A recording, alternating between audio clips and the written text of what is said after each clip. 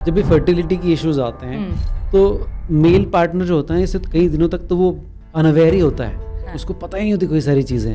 तो ऐसे में स्पेशली जब अगर फीमेल या उसकी पार्टनर इस चीज़ से जूझ रही है तो उसकी रिस्पॉन्सिबिलिटी क्या बनती है, किस तरह से टेक केयर करे, इस बारे में थोड़ी सी प्लीज़ बात करें। अगर हम अंडर स्ट्रेस इस चीज़ को बहुत ज़्यादा सोच रहे हैं या प्रेशर के अंदर बेबी को प्लान कर रहे हैं कि अब बच्चा नहीं हो पा रहा, बहुत टाइम हो गया, सोशल प्रेशर है या अब हो जाना चाहिए, नहीं हो पा रहा है, तो उस कंडीशन में मैंने ये भी देखा है कपल्स आते हैं मेरे पास, सारे टेस्ट करवा के लेकर आए होते हैं, सारे टेस्ट नॉर्मल होते हैं, फिर भी कंसेप्शन नहीं। टाइमली प्लान करोगे तो रिजल्ट्स भी दिखेंगे। इनफैक्ट टाइमली प्लान करने पर ही सारे इश्यूज जल्दी पकड़ में भी आते हैं और क्योर भी हो जाते हैं। यही मानना है हमारी आज की एक्सपर्ट डॉक्टर प्रगति गुप्ता का, जो कि एक फर्टिलिटी एक्सपर्ट हैं और उन्होंने हमारे शो द नवनीत शो पर पीसीओडी, पीसीओएस और फर्टिलिटी को लेकर बहुत खुलकर बातचीत करी।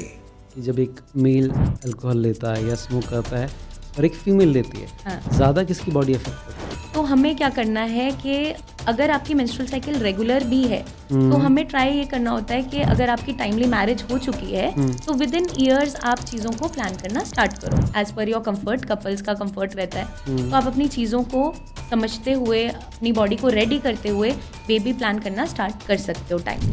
अर्ली एज, जैसे ही आपने कहा 12-13 साल में जब फर्स्ट टाइम किसी बच्ची को पीरियड्स आते हैं, सेलिब्रेट करते हैं अलग अलग, लेकिन वो बच्चियां जिनके साथ सबसे पहली बार ये हो रहा है, उनको कैसे मेंटली प्रिपेयर किया जाए इस चीज़ को? कभी कभार ड्यूरिंग पीरियड्स क्या हो रहा होता है कि हेवी ब्लड फ्लो बहुत हो रहा है। आपके पीरियड 7 दिन के थे, अब वो 15 दिन हो गए, 15 दिन तक आ रहे हैं और क्लॉट्स आ रहे हैं, तो वो भी रिस्की है, उसको इग्नोर नहीं करना। और ये भी हमें ध्यान देना होता है कि अगर हर साइकिल में ऐसा हो रहा है, वंस इन अ वाइल कभी ऐसा हो गया, ठीक है, आप मिल सकते हो डॉक्टर से एक गाइडेंस के लिए, ऐसा नहीं है। बट अगर लगातार ये 2-3 बार से हो रहा है तो इग्नोर बिल्कुल नहीं करना। देखो, आइडियल एज मतलब कुछ भी ऐसा फिक्स नहीं होता कि कंसेप्शन के लिए यही एज लिखी गई है या यही बताया गया है, लेकिन कुछ स्टडीज भी ऐसी हैं कि अगर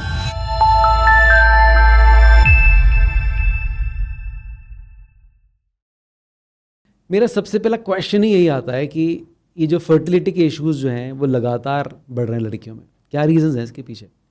fertility issues basically male female partner दोनों के अंदर ज़्यादातर देखने को मिल रहा है आजकल। ऐसा नहीं है सिर्फ फीमेल्स में ही है, इन बोथ। बट अगर हम फीमेल्स की स्पेशली बात करें तो लेट एज मैरिजेस की वजह से या सेडेंट्री लाइफस्टाइल की वजह से या फिर आपके जो ईटिंग हैबिट्स हैं जो डिस्टर्ब हो गए हैं उसके कारण से, या फिर मोस्टली देखने को ये मिलता है कि स्ट्रेस लेवल बहुत ज़्यादा बढ़ गया है। तो ये कॉमनली फैक्टर्स हैं जो रिस्पॉन्सिबल हैं, या साथ में आपका एडिक्शंस हो गया जो एड ऑन हो गई है फीमेल्स में भी, एक्सेसिव स्मोकिंग, ड्रिंकिंग, वो भी आपके फर्टिलिटी इश्यूज को रेज करता है। अगर अच्छा न्यूट्रिशन डाइट लेते हैं तो क्या अफेक्ट करता है ये आपकी फर्टिलिटी पर? मेल फीमेल दोनों के लिए बात करें। बिल्कुल करता है। अगर हम न्यूट्रिशियस डाइट की बात करें तो ओवरऑल हेल्थ को मेंटेन करने में एक न्यूट्रिशन का बहुत इंपॉर्टेंट रोल है, और स्पेशली आपकी डाइट का, जहां हम बात करते हैं कि आपकी जो डाइट होनी चाहिए वो बैलेंस डाइट होनी चाहिए जिसके अंदर सारे के सारे न्यूट्रिएंट्स भरपूर होने चाहिए, चाहे आपके माइक्रो न्यूट्रिएंट्स है, चाहे आपके विटामिन्स है, मिनरल्स है, फाइबर है या फ्लूइड्स है। So everything should be in check. Daily routine में हमें उस चीज़ का ध्यान रखना बहुत इंपॉर्टेंट है ताकि कोई भी बीमारी आप तक ना पहुंच सके। मेटाबॉलिक डिसऑर्डर्स जो आजकल ज़्यादा देखने को मिल रहे हैं, हर एज ग्रुप में मिल रहे हैं, ऐसा नहीं है कि 30s और 40s के बाद ही मिल रहे हैं, अर्ली 20s में भी बहुत सी कंडीशंस डेवलप हो रही हैं, मेल्स में, फीमेल्स में मेटाबॉलिक डिसऑर्डर्स है, जैसे आपका हाइपोथायरॉयडिज्म है, डायबिटीज़ है, ये भी देखने को मिल रहा है, हाइपरटेंशन है, ये भी आपका देखने को मिल जाता है। तो अगर हम शुरुआत से ही अपनी डाइट को अच्छा रखते हैं, एक अच्छा लाइफस्टाइल फॉलो करते हैं, तो डेफिनेटली जो आपकी फर्टाइल एज है वो अच्छी रहती है और फर्टिलिटी इश्यूज नहीं बनते हैं। फर्टिलिटी को एनहांस करने के लिए कोई नेचुरल फूड होते हैं क्या?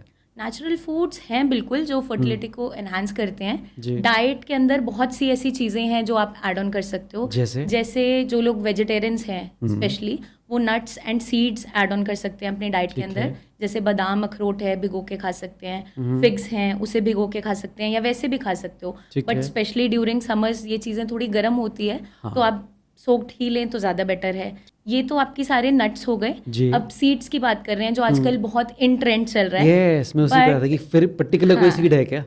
पर्टिकुलर सीड नहीं, जो आपकी सारे के सारे मल्टीपल जो सीड्स हैं मिक्सचर फॉर्म में जो हम लेते हैं, तो उसके अपने कोई ना कोई बेनिफिट्स हैं। तो ये सारे के सारे seeds basically omega 3 fatty acid enriched होते हैं, जो आपकी हेल्थ को भी बूस्ट करते हैं। फर्टिलिटी ऑब्वियसली वो एक ऐसा पैरामीटर है जो आपकी अगर हेल्थ अच्छी रहती है तो वो भी अच्छा ही रहने वाला है, तो उसको भी बूस्ट करते हैं। तो आप पंपकिन सीड्स ले सकते हो, फ्लैक्स सीड्स ले सकते हो, या सनफ्लावर सीड्स हैं, चिया सीड्स है, मखाने रोस्ट करके आप ले सकते हो। इधर आप इसका मिक्सचर बना लो रोस्ट करके, या फिर आप इसका पाउडर फॉर्म में मिल्क में मिक्स करके भी ले सकते हैं। जो लोग मिल्क डाइजेस्ट कर लेते हैं वो ले सकते हैं, कोई इशू नहीं है।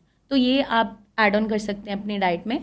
जो लोग नॉन वेजिटेरियन है उनके अंदर फिश का काफ़ी अच्छा रोल है। फैटी फिश जो होती है ओमेगा 3 फैटी एसिड इनरिच्ड है, फैट्स भरपूर है उसके अंदर, हेल्दी फैट्स हैं जो आपकी फर्टिलिटी को भी बूस्ट करता है, इवन आपकी हेल्थ को अच्छा रखता है। तो सैल्मन फिश जो स्पेशली माना जाता है वो काफ़ी हेल्दी मानी जाती है। तो आप ग्रिल्ड फॉर्म में या बेक्ड फॉर्म में किसी भी फॉर्म में आप ले सकते हो। अदरवाइज फिर इसके मेडिकेशंस भी कुछ फिश फिर मेडिकेशन होती है, बट अगर हम नेचुरल वे में, जैसे आपने पूछा था कि नेचुरल फूड है, जो तो अगर हम ले नॉनवेज ना सकते हैं। खाता हो, हाँ, जो नॉनवेज नहीं खाता, अगर डेफिशिएंसीज बन रही है इधर after taking your seeds and आपका ड्राई फ्रूट, तो हमने सीड फिट में सप्लीमेंट्स भी बनाए हैं जो फर्टिलिटी को बूस्ट करती है, एनहांस करती है, इवन सपोर्ट करती है। तो आप वो भी ले सकते हैं साथ में, कोई इशू नहीं। ग्रेट। जब भी फर्टिलिटी की इश्यूज आते हैं तो मेल पार्टनर जो होता है इससे कई दिनों तक तो वो अनअवेयर ही होता है, उसको पता ही नहीं होती कोई सारी चीज़ें। तो ऐसे में स्पेशली जब अगर फीमेल या उसकी पार्टनर इस चीज़ से जूझ रही है तो उसकी रिस्पॉन्सिबिलिटी क्या बनती है, किस तरह से टेक केयर करें, इस बारे में थोड़ी सी प्लीज़ बात करें। हाँ, क्योंकि मोस्टली देखो एक ये सोशल टैबू है कि अगर बच्चा नहीं हो रहा है तो फीमेल को ही रिस्पॉन्सिबल ठहराया जाता है।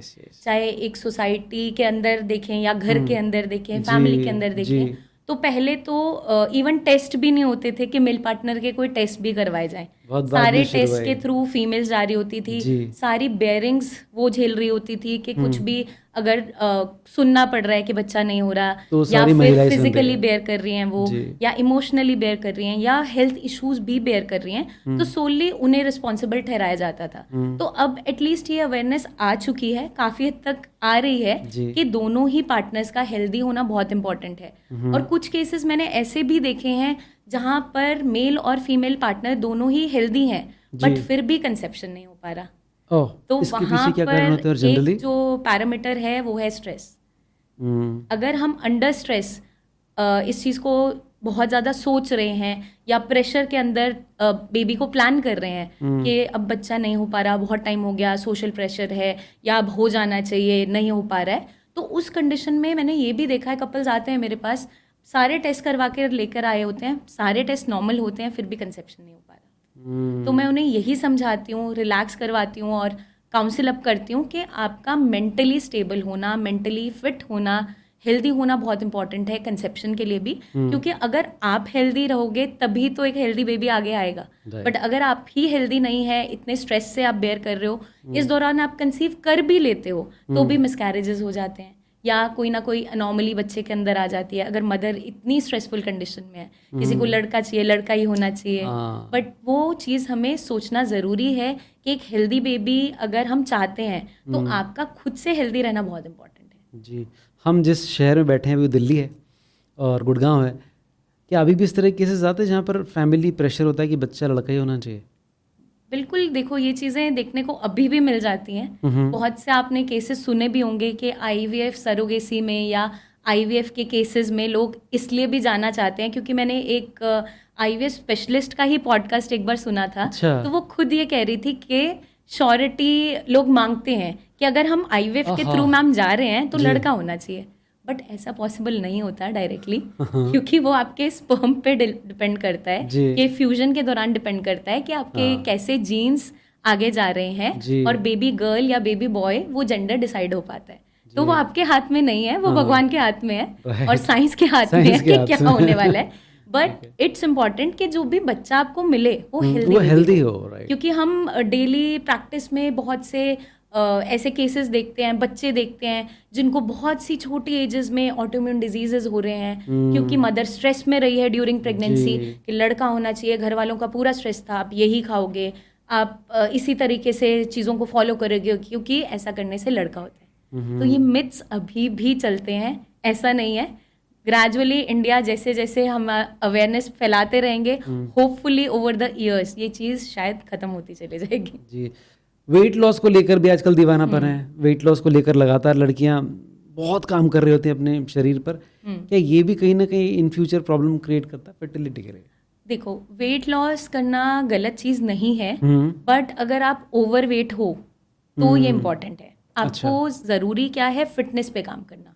हम मोस्टली अगर इंडियन सोसाइटी की बात करें तो जो पतले लोग हैं वो अगर एक्सरसाइज करने जा रहे होते हैं तो घर पे भी ये सुनने को मिलता है कि आप क्यों एक्सरसाइज करते हो, आप तो पतले हो, जो मोटा है उसको करनी चाहिए। हाँ। बट ये समझना बहुत इंपॉर्टेंट है कि पतले मोटे होने से फर्क नहीं पड़ता, आपकी ओवरऑल फिटनेस से फर्क पड़ता है। क्योंकि हम डेली रूटीन में जो पेशेंट्स देखते हैं, लीन पेशेंट्स में भी वो बीमारियां देखने को मिल जाती है, जैसे डायबिटीज़ है या फिर आपका थायराइड इश्यूज हैं या पीसीओडी इवन, जिसको हम कंसिडर करते हैं कि उस फीमेल में होता है जो ज़्यादा, जिसका वजन ज़्यादा है, बट ऐसा नहीं होता। अच्छा। जो लोग लीन भी होते हैं उसमें भी हार्मोनल इश्यूज हो सकते हैं, क्योंकि स्ट्रेस एक फैक्टर है, आपका लाइफस्टाइल एक फैक्टर है। क्योंकि कुछ लोग लीन ही रहते हैं, उनके जीन्स वैसे हैं, कभी भी वो वजन बहुत ज़्यादा गेन नहीं कर पाएंगे। ठीक है। बट ऐसा नहीं है कि उनमें बीमारियां नहीं होती। तो हमें ओवरऑल फिटनेस पे काम करना है।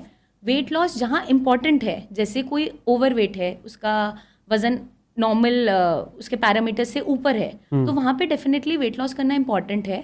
और आपको वेट लॉस अगर करना भी है तो एक हेल्दी वे में करना ज़रूरी है, जिसके अंदर आप अपने न्यूट्रिशंस जो न्यूट्रिएंट्स है उसकी कमी शरीर में नहीं होने दे रहे हो। मतलब आप अगर प्रोटीनिशियस डाइट ले रहे हो, अपना जो माइक्रो न्यूट्रिएंट्स है जैसे कि आपके जिंक है, सेलेनियम है, इनकी कमी नहीं होने दे रहे हो, क्योंकि ये मोस्टली आपका देखने को मिलता है कि एग के अंदर ज़्यादा है, नट्स में ज़्यादा है, तो आपको वो डाइट में रखनी है चीज़ें।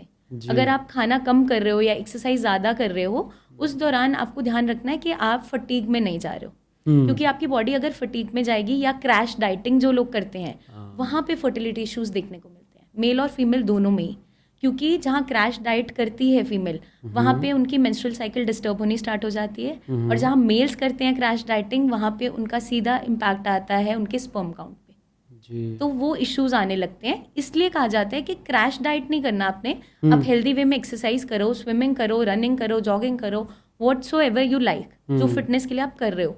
बट ये इम्पॉर्टेंट है कि हम क्रैश डाइट पे नहीं जा रहे, हम रेगुलर डेली बेसिस पे अपनी डाइट को हेल्दी वे में मेंटेन कर रहे हैं, तो फर्टिलिटी इश्यूज नहीं आते। आजकल जो ज़्यादातर पेशेंट्स आपके पास या ज़्यादातर लड़कियां जब या लड़के आपके पास आते हैं, कॉमनली क्या एक चीज़ जो आपको लगती है सबसे ज़्यादा मेन रीज़न बन रही है फर्टिलिटी के पीछे? फर्टिलिटी इश्यूज के पीछे बेसिकली यस। देखो, फर्टिलिटी इश्यूज के पीछे बहुत सारे रीजंस आजकल प्रेवलेंट हो गए हैं। एक तो सबसे पहला है सेडेंटरी लाइफस्टाइल, क्योंकि हर किसी की मोस्टली डेस्क जॉब है, फील्ड वर्क अब नहीं रह गया, एक्सरसाइज उतनी नहीं रह गई। अगर फीमेल्स हाउसवाइफ भी हैं तो हाउस हेल्प साथ में होती है, तो आप फिजिकल वर्क नहीं कर रहे होते हो। ऐसा नहीं है कि सिर्फ जो वर्किंग फीमेल्स हैं उन्हीं में इश्यूज हैं, हाउसवाइफ भी हैं जो उनमें भी इश्यूज हैं, क्योंकि हेल्थ को वो प्रायोरिटी में नहीं रख रहे हैं। अगर वो हाउस हेल्प रख भी रहे हैं, सेडेंटरी लाइफस्टाइल फिर भी उनका बना हुआ है, तो उस कंडीशन में भी इश्यूज देखने को मिलते हैं। हार्मोनल इश्यूज मिल जाते हैं, पीसीओडी जैसी कंडीशन मिल जाती है, डायबिटीज है, थायराइड है, क्योंकि मोस्टली आपका खाना बाहर से आ रहा है, आप घर का खाना कम खाना पसंद कर रहे हो, जंक फूड का इंटेक बढ़ जाता है, ये बहुत बड़ा रीजन। और एडिक्शंस बहुत कॉमनली प्रेवलेंट है आजकल, चाहे स्मोकिंग है, अल्कोहल कंजम्पशन है, वो मेल्स फीमेल्स दोनों में ही है, इक्वली है। ऐसा नहीं है कि फीमेल्स में नहीं है, मेल्स में ही है। तो वो इशू भी है। स्ट्रेस फैक्टर एक बहुत इम्पॉर्टेंट एक रीज़न है। मेल्स के अंदर भी हैवी स्मोकिंग, ड्रिंकिंग या यही लाइफस्टाइल जो अच्छे से हम फॉलो नहीं कर रहे, या रात को देर से सो रहे हैं, सुबह लेट उठ रहे हैं, चीज़ों को फॉलो नहीं कर रहे हैं, तो यही ज़्यादातर हमें कारण देखने को मिलते हैं कि यही रिस्पॉन्सिबल होते हैं आगे चलकर फर्टिलिटी इश्यूज़ को बढ़ाने में। इनिशियली ऐसा कुछ नहीं होता कि फर्टिलिटी इश्यूज़ बन जाए इतना यंग एज में, या फिर बहुत जल्दी से बन जाए। बट ये सारे फैक्टर्स अगर हम इन पे ध्यान नहीं देते हैं इनिशियली स्टार्टिंग से, तो आगे चलकर फर्टिलिटी इश्यूज़ में लैंड अप हो जाते हैं। अगर इसको इस तरह से देखा जाए कि जब एक मेल अल्कोहल लेता है या स्मोक करता है और एक फीमेल लेती है, ज़्यादा किसकी बॉडी अफेक्ट करती है? दोनों की ही इक्वली होती है। इक्वली होती है? हाँ, क्योंकि बायोलॉजिकली आपकी जो बॉडी बनी है, आपके हार्मोन्स अलग हैं, लेकिन एंजाइम्स और बाकी जो आपके सिस्टम है वो तो एक ही तरीके से वर्क करते ठीक है। हैं। मेल फीमेल हार्मोन्स अलग हो सकते हैं, लेकिन अनॉटोमिकली ये डिफरेंस हो सकता है मेल और फीमेल में, जी। लेकिन जो लिवर के फंक्शन है या किडनी के फंक्शन है वो तो दोनों की बॉडी एक Same ही इक्वली है। संभालती है। Right. मेल्स में ये होता है कि उनकी बॉडी की टेंडेंसी है to gain weight over the abdomen, तो एब्डोमिनल फैट ज्यादा बढ़ने के चांसेस होते हैं। ठीक है। फीमेल में जो गेनिंग पार्ट होता है वो पेल्विक रीजन होता है, कमर से नीचे का नीचे का हिस्सा। तो जो फीमेल्स का वेट जिन फीमेल्स का वेट पेल्विक के अराउंड बहुत ज्यादा बढ़ रहा है, फैट बढ़ रहा है, या मेल्स में भी एब्डोमेन बेली के अराउंड फैट बढ़ रहा है, तो कहीं ना कहीं आपके लिवर इश्यूज या फिर हार्मोनल इश्यूज वो इंडिकेट कर रहा होता है। तो इस कारण से दोनों पे ही इक्वली इसका इम्पैक्ट आता है, और किडनीज भी सफ़र करती हैं, आपका लिवर भी सफ़र करता है, तो दोनों के लिए ही वो बराबर इक्वल इम्पैक्ट है।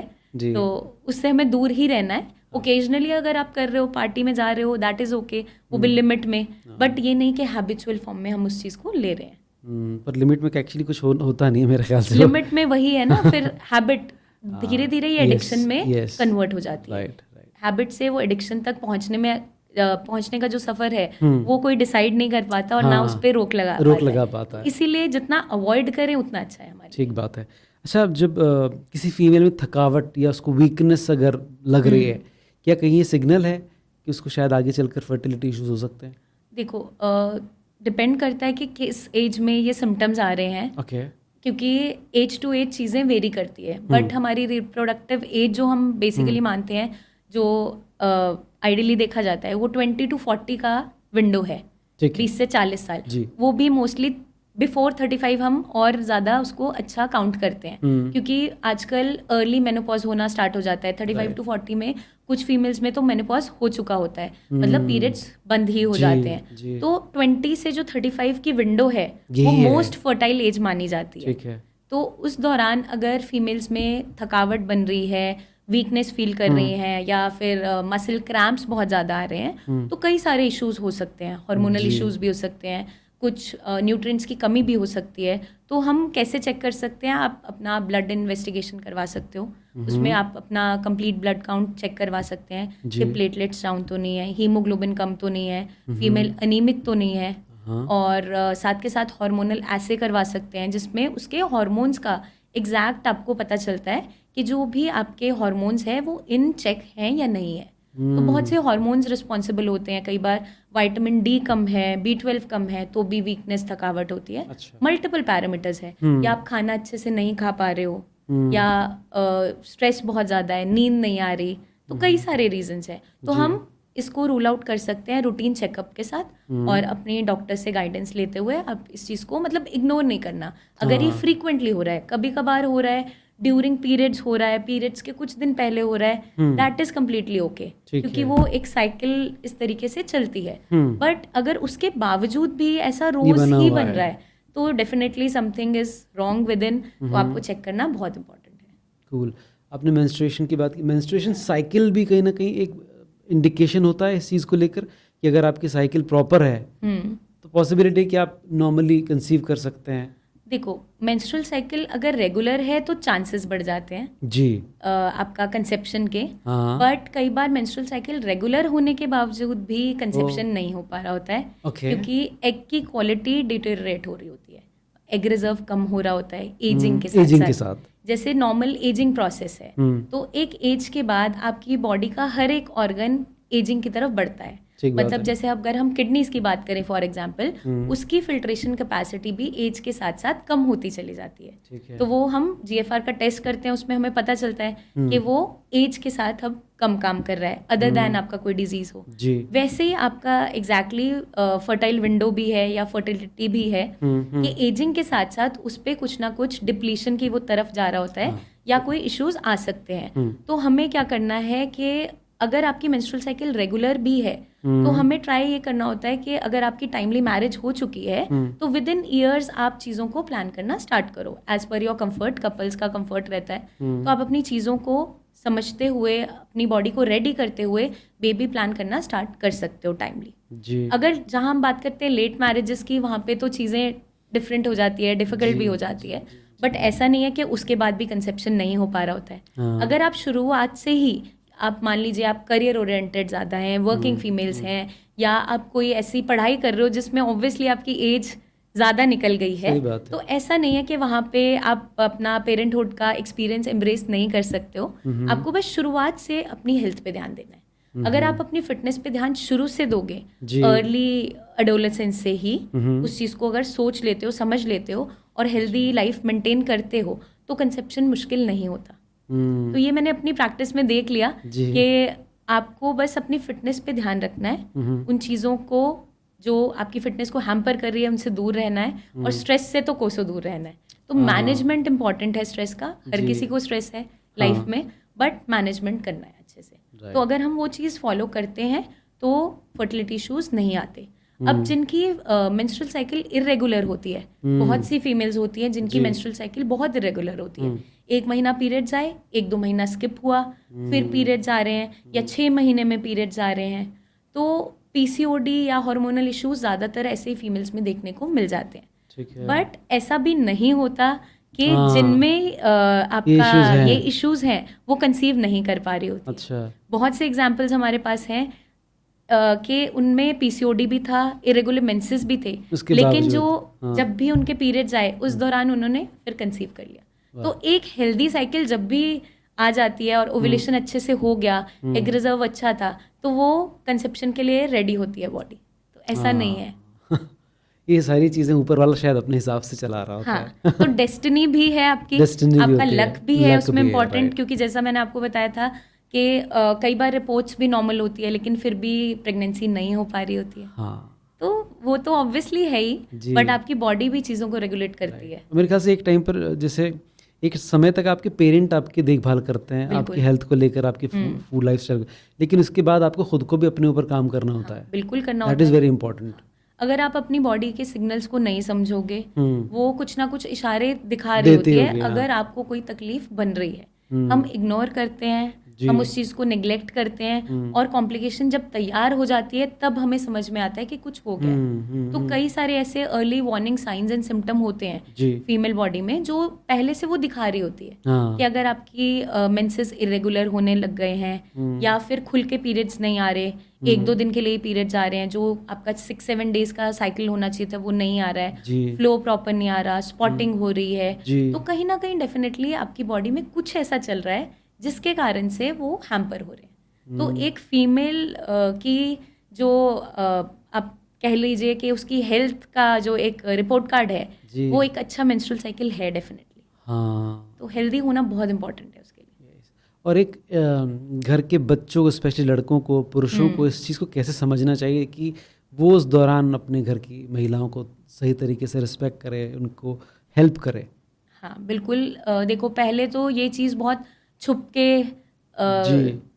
की जाती थी, या बात ही फिर नहीं होती थी इस बात बारे ही में। नहीं होती थी, या अगर कोई सैनिटरी नैपकिन्स भी लेके आ रहा है तो रैप करके दे रहे हैं, छुपा के दे रहे हैं, जैसे कि पता नहीं क्या हो क्या ही लेकर आए। बट ये एक नेचुरल फिनोमेना है, नेचुरल प्रोसेस है बॉडी का, जी। क्योंकि एक फीमेल को कंप्लीट तभी माना जाता है जब वो मदरहुड को एम्ब्रेस करती है। जी। तो मदरहुड की जर्नी की शुरुआत ही आपकी मेनार्क से है। अगर आपको पीरियड्स आते हैं तभी आगे चलकर आप कंसेप्शन की तरफ जा सकते हो। जी। तो इसको हमें रिस्पेक्टफुली रखना चाहिए और एजुकेट भी करना चाहिए अपने फैमिली मेम्बर्स को। अब तो इवन स्कूल में बहुत एजुकेशन प्रोग्राम्स हैं, और इवन साउथ इंडिया में तो इस चीज़ को सेलिब्रेट किया जाता है एज अ सेरेमनी। जैसे नॉर्थ इंडिया में मुंडन सेरेमनी होती है, या फिर नामकरण होता है, वैसे ही जनेऊ होता है, अन्नप्राशन होता है, वैसे ही जब फीमेल 12 to 13 ईयर्स की होती है, जब फर्स्ट पीरियड आता है, तो प्रॉपर एक फंक्शन किया जाता है साउथ इंडिया में। पूरा उस चीज़ को सेलिब्रेट किया जाता है, अनाउंस किया जाता है कि now she is ready to give birth to another progeny. मतलब एक फेज वो स्टार्ट हो गया है। तो उसको बहुत रिस्पेक्टफुली माना जाता है। बट वहीं हम इस चीज़ को ऐसे छुपा कर या टैबू बनाते हुए या गलत तरीके से लेते हुए हम करते हैं। बट आजकल क्योंकि हम न्यूक्लियर फैमिलीज में भी रह रहे हैं और बॉयज़ गर्ल्स ऑलमोस्ट बराबर माने जाते हैं, तो फैमिलीज ट्राई भी करती हैं उस चीज़ को एजुकेट करना, और बॉयज़ को भी ये नॉलेज होना बहुत इंपॉर्टेंट है, चाहे उनकी सिस्टर्स हो, चाहे उनकी मदर्स हो, चाहे इवन आगे उनका पार्टनर है। तो उसके लिए जानना समझना ज़रूरी है कि उस दौरान फीमेल कितने पेन से बेयर करती है, कितने पेन को बेयर करती है ड्यूरिंग द मेंस्ट्रुअल साइकिल।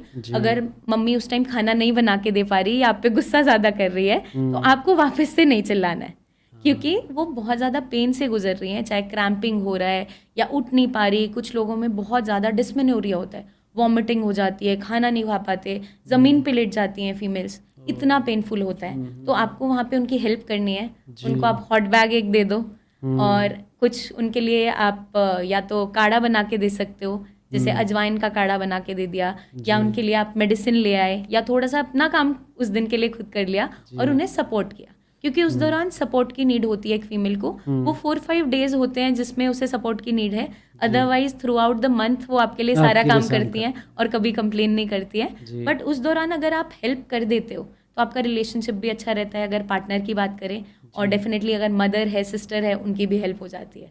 तो ये बहुत इंपॉर्टेंट है। अर्ली एज, जैसे ही आपने कहा 12-13 साल में जब फर्स्ट टाइम किसी बच्ची को पीरियड्स आते हैं, सेलिब्रेट करते हैं अलग अलग, लेकिन वो बच्चियां जिनके साथ सबसे पहली बार ये हो रहा है, उनको कैसे मेंटली प्रिपेयर किया जाए इस चीज़ के लिए? डेफिनेटली हमें अपनी डॉटर्स को, अपनी बहनों को, या अपने आगे जो भी हमारी अगर ग्रैंड डॉटर्स है, हमें एक एज पे खुलकर उनसे बात करना बहुत इंपॉर्टेंट हो जाता है। आजकल स्कूल में इसीलिए ये प्रोग्राम्स भी ऐड ऑन कर दिए हैं, अवेयरनेस। इवन जब हम लोग स्कूल में थे तो मुझे याद है 6th स्टैंडर्ड में जो हमारी क्लास टीचर्स होती थी या टीचर्स होती थी, हमें रिगार्डिंग पीरियड्स वो चीज़ों को समझाती थी।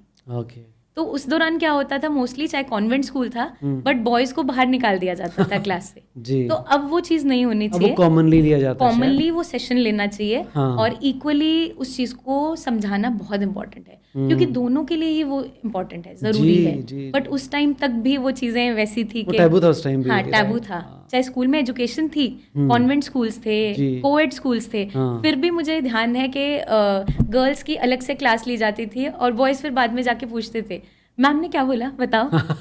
तो उन्हें बहुत क्यूरोसिटी होती थी कि ऐसा क्या बताया जो हमें बाहर निकाल दिया है। तो इसलिए उनकी क्यूरोसिटी को समझाते हुए, चीज़ों को अच्छे से एजुकेट करते हुए, और एजुकेशन बहुत इंपॉर्टेंट है और इस पैरामीटर पे बहुत ज़रूरी है। तो आई गेस जो प्रोग्राम्स ऐड ऑन कर दिए हैं वो बहुत ही अच्छा किया है ऐड ऑन करते हुए। राइट। अच्छा, मेंस्ट्रुअल साइकिल पीरियड्स के दौरान आजकल ये एक कॉमनली कहा जाता है कि फीमेल्स को छुट्टी दी जानी चाहिए 4 दिन की। Is it okay for your side, from your side, ये ठीक है? देखो, अब इस पे हम खुलकर कमेंट नहीं कर सकते, क्योंकि फीमेल टू फीमेल वेरी करती है कंडीशन। ठीक है, अगर मैं पर्सनली बात करूं तो मैंने ड्यूरिंग प्रेगनेंसी, ड्यूरिंग पीरियड्स, हम हमेशा काम करते रहे हैं। कभी मैंने पेशेंट देखना नहीं छोड़ा, कभी मैंने काम करना नहीं छोड़ा, या मैंने छुट्टी ली हो। तो हर एक फीमेल का अपना एक पेन बेयरिंग वो होता है कि कितने % तक वो बेयर कर पा रही है। तो ठीक है, अगर आप कंफर्टेबल नहीं हो तो आप ऑफ ले सकते हो, बट उसके लिए ऐसा नहीं है कि छुट्टी दे ही देनी चाहिए, क्योंकि आपका रेगुलर रूटीन हैम्पर होता है और आप उतना ज़्यादा उस चीज़ को मतलब समझ नहीं पाते हो कि क्या चल रहा है, क्योंकि रेस्ट करने से भी वो चीज़ सॉल्व नहीं होती। क्योंकि इवन पीरियड्स में कहा जाता है कि आप एक्सरसाइजेस कीजिए। तो काम को छोड़ने के बाद तो मैं नहीं करूँगी कि काम छोड़ दो, बट हाँ, कंपैरेटिवली आप अपना आराम से वर्क कर सकते हो। लाइट एक्सरसाइजेस आपको करनी चाहिए उस दौरान। अगर आपको बहुत ज़्यादा मतलब हेल्थ इश्यूज नहीं बन रहे, कि पेन सिवियर नहीं हो रहा, या ऐसा लगता है कि मैं कंफर्टेबल फील कर रही हूँ, तो जितने लेवल तक आप बेयर कर पा रहे हो आप हल्की एक्सरसाइज करो। जैसे कि हल्की वॉक करना है, स्ट्रेचिंग है हल्की फुल्की, वो आपके पेन को रिलीव ही करेगी। वो आपको बेटर जो इफ़ेक्ट्स है वो ही देती है, रादर दैन आपका कोई भी ऐसा कंडीशन को तैयार करना जो बहुत कॉम्प्लिकेटेड हो जाए। क्योंकि ब्लोटिंग हो रही होती है उस टाइम पे, क्रैम्पिंग हो रही होती है, तो आप हल्की हल्की अगर एक्सरसाइज करते हो, एक ही जगह बैठे नहीं रहते हो, तो आपकी जो वो 4-5 डेज का पीरियड है वो अच्छा निकल जाता है। अदरवाइज पेनफुल ज़्यादा रहता है। तो मोबिलिटी रहना बहुत इंपॉर्टेंट है, क्योंकि ये डिजीज कंडीशन नहीं है। ये एक नॉर्मल फिनोमेना है जो हर महीने आपके साथ होने वाला है। आपको बस समझना ज़रूरी है अपनी बॉडी को, कहाँ पे मुझे रेस्ट की ज़रूरत है, कहाँ पे मुझे एक्सरसाइजेस की ज़रूरत है, कहाँ मुझे न्यूट्रिशन की ज़रूरत है, हाइड्रेशन की ज़रूरत है। तो वो आपकी बॉडी खुद आपको बताती है जी। क्योंकि हर किसी की जो मेंस्ट्रुअल साइकिल है, सिम्टम्स अलग होते हैं, हर किसी की जो सिवियरिटी है वो अलग होती है। किसी को पेन ज़्यादा होता है, किसी को पता भी नहीं चलता कि दर्द हो रहा है। मेरी एक ट्रेनर थी, वो कहती थी मैम मुझे 4-5 दिन कुछ नहीं होता, मैं आराम से क्लासेस भी लेती हूँ, करवाती भी हूँ। वहीं किसी और से मैंने बात की तो वो कह रहे मैम मैं तो बेड से नहीं उठ पाती। तो वो हर किसी की बॉडी है, सही उस कहा। हिसाब से है, राइट, तो उसके अकॉर्डिंग एक्ट किया जा उसके अकॉर्डिंग एक्ट कर सकते जी। पीएमएस या पीरियड में सिर्फ मूड स्विंग्स होते हैं या फिर कुछ और सीरियस इश्यूज भी होते हैं? पीरियड से पहले का जो फेज है 1 वीक प्रायर, 1 उसे week prior, हाँ पीएमएस कहा जाता है।